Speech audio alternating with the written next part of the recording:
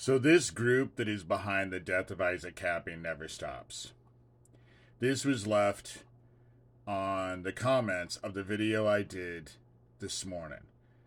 But when you consider the fact of what else I got today, this kind of becomes concerning.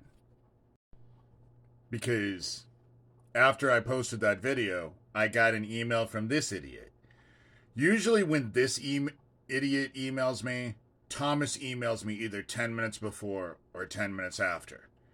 But that whole you can't teach an old dog new tricks must not be completely true for Thomas, because he waited a couple hours before he emailed me again. And if you notice, he refers to himself as a doctor, and he didn't send it to law officials. But I did. This is the email that I sent in response. Then this is the first email that I received from Thomas today. Notice it was a couple hours later, so you can teach an old dog new tricks. And notice how he didn't send it to any law officials. Just me. And this is the rest of his. He continuously wants to connect me to this Joyce person, but I think she's mentally ill.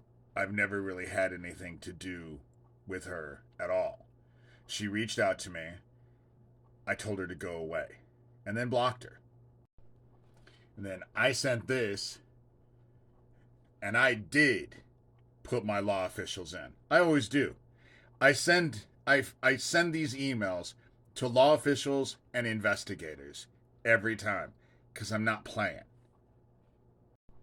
And this is the last of what I wrote in this email.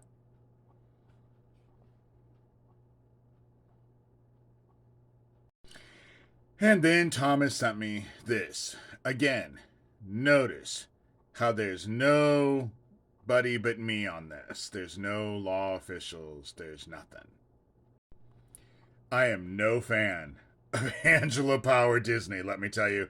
She's another one of their group. She works directly with Lucien Greaves. They are lawyers, or they are liars. They'll say that they're whatever they need you to think that they're saying, but it's all bullshit, and this group all works together. So I forwarded that letter along with this. I had just sent law officials and my investigators a letter before this that I didn't include Thomas on, and I'm not putting it in here because Thomas doesn't need to know what I told them. But I've been keeping my local law officials and so many other investigators involved with this bullshit. But they'll make threats on me continuously. They want to shut me up in the worst way. And they'll try whatever they can to do it. But I'm not going anywhere. I'm definitely not self-destructive. I've been working on quilts. That's what I've been doing, you know? My life is not all about this and all about them. But I'll deal with this accordingly.